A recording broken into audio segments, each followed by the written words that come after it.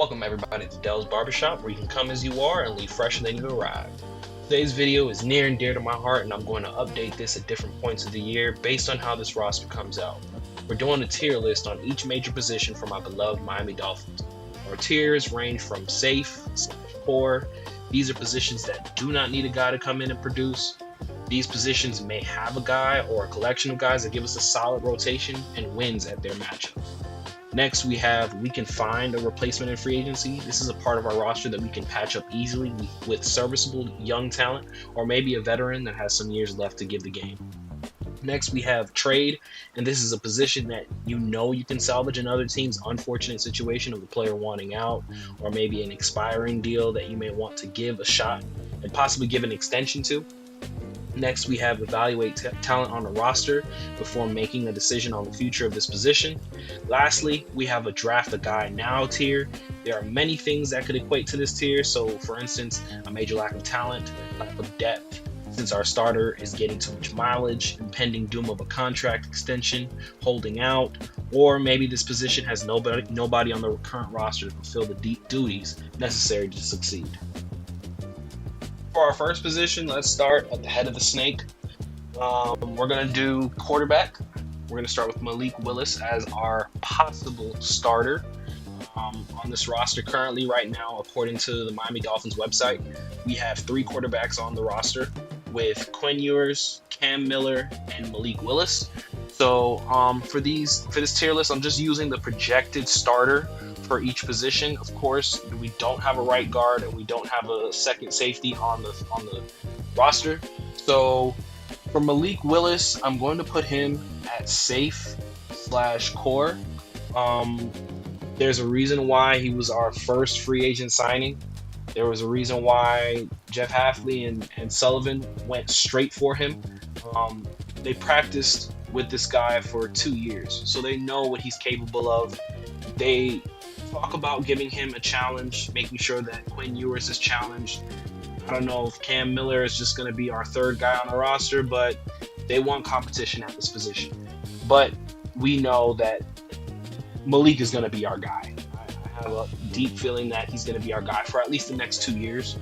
I don't foresee the Dolphins for the upcoming season bringing in somebody to challenge him when they gave him the type of money that he gave him. We do have an out, but I do see Malik Willis being our projected starter. Next up, we have running back. So our starting running back, I split it up into 2. As you can see, I have Devon Achane here and also Jalen Wright. So I'm going to focus on Devon Achane first. He is due for a contract extension. When Jalen Waddle was traded a couple weeks ago, a lot of people pointed the finger to Devon Achane being the next person to be leaving. Jeff Hafley came out and said that he is going to be our guy. So I do believe that Devon Achane is going to be our starting running back. I do believe that they are going to give him an extension. It's not smoke and mirrors, so I'm going to say that we are safe for now. Everything can change. Next up at backup running back, I included this position because outside of Devon Achane, we have Jalen Wright, Ollie Gordon II, and Donovan Edwards on our roster as our next running backs to come up after Achane. I do believe that Jalen Wright has proven to be a solid RB2. I'm not sure about Ollie Gordon. He did come in as our power back, and I was not really happy with the way that they utilized him. It was very televised with how McDaniel ran this offense, and now that we have Jeff Hafley and we have Bobby Slowick calling plays for us now, I'm not sure how we're going to utilize our RB2s. I'm not sure how we're going to utilize Ollie Gordon or Donovan Edwards. I don't know if they will be on this roster after the draft or after, we do our OTAs and figure out who's going to be here on this final 53-man roster. I will say that we can find a replacement in free agency just in case if it doesn't work out. I wouldn't say that it's a position that we need to spend draft capital on, but I know that if Jalen doesn't work out in camp, Ollie doesn't work out in camp, Donovan Edwards doesn't work out in camp, we can find someone in free agency. And on top of that, they're young, so we have the benefit of having young running backs on the roster right now. Our next position, we have Jalen Tolbert as our possible projected starter for wide receiver 1. I will say that we are safe with our wide receiver 1. The reason why I say that is because I actually think Jalen Tolbert has a chance to prove to the league that he can be a serviceable number 1. Am I saying that he's going to be up there with Jettas and A.J. Brown, Jamar Chase? No, but he can be serviceable, especially with the type of offense that I predict that we're going to run, being that Malik Willis is a hybrid quarterback that can get it done with his legs and with his arm. I don't believe that we need like a superstar wide receiver. I think we're safe. Mind you, the safe isn't something that says that we have a superstar at this position. I just think that it's going to be serviceable. Mind you, the Dolphins have 43 players on this roster right now with a veteran minimum, which is the highest in the league right now. So I don't expect us to be competing for a Super Bowl. This is just, in all honesty, we're tanking without the front office saying that we're tanking. I understand that, you can't make too much moves, but I will say that Jalen Tolbert is a safe player to have when it comes to being your number 1. Now, when it comes to wide receiver number 2, we have Tutu Atwell coming home to Miami to play for his hometown team. I am going to be honest, I have PTSD from the Mike McDaniel era, and I understand that we have other wide receivers on this roster outside of Tutu Atwell that are under 6 foot. And for me personally, I'm jaded from the McDaniel era, and I want big receivers. I like big receivers. The catch radius is big. I like big route runners. If you're a small guy, you have to be a burner, in my honest opinion. There are some wide receivers in this draft that I'm looking at. That's going to be in a separate video, but I will say draft a guy now for wide receiver 2 and possibly for the slot receiver position. When it comes to tight end, I will say that with our projected starter possibly being Greg Dulcich, we did sign him to an extension. Or not an extension, but we did sign him to a new deal.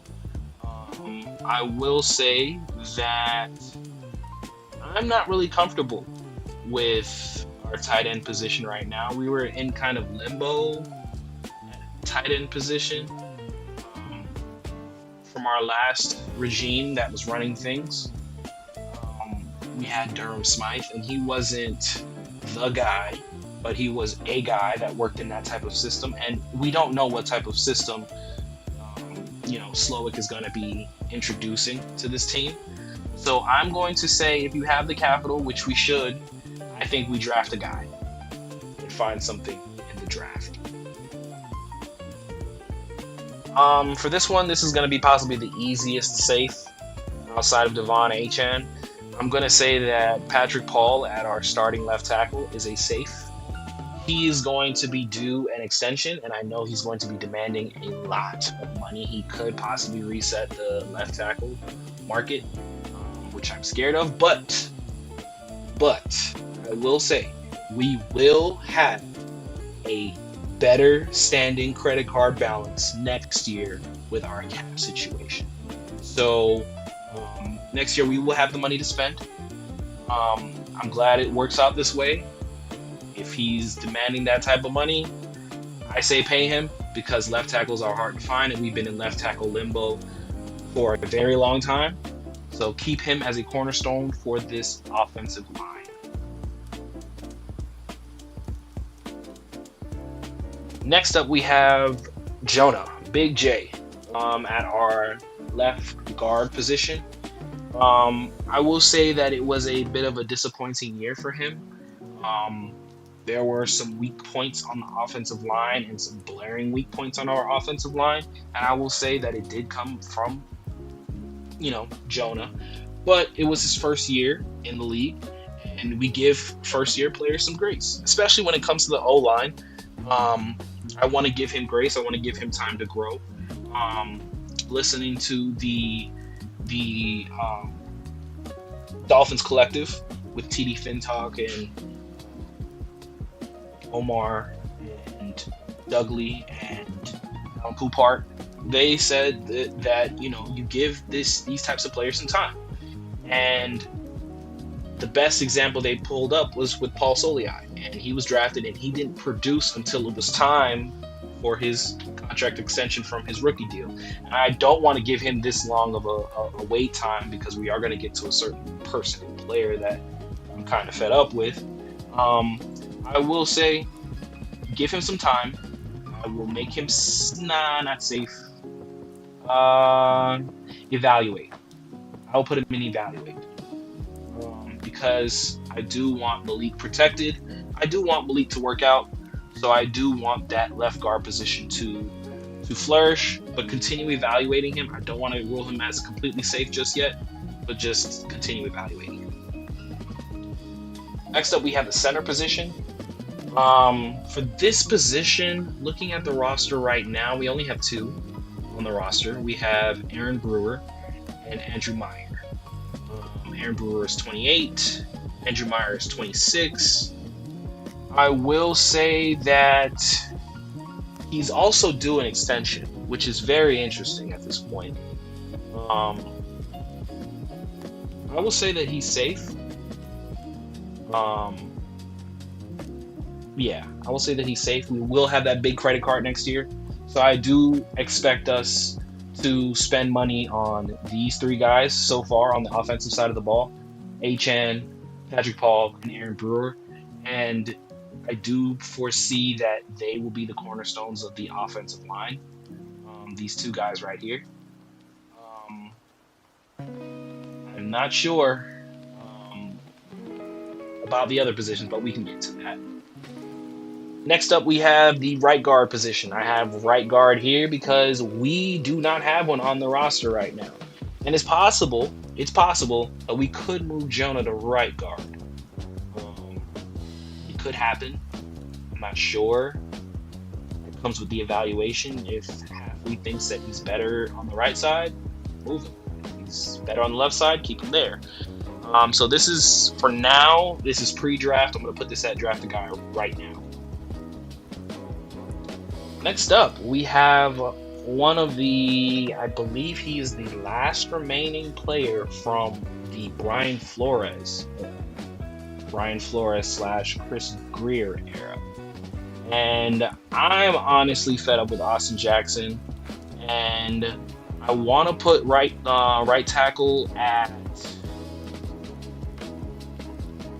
I believe, let's just go young. Let's go young. Yeah, let's draft a guy. Let's solidify this whole right side of the offensive line with young guys.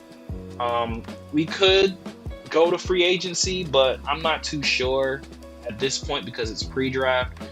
I would honestly look out options in free agency post-draft, if anything.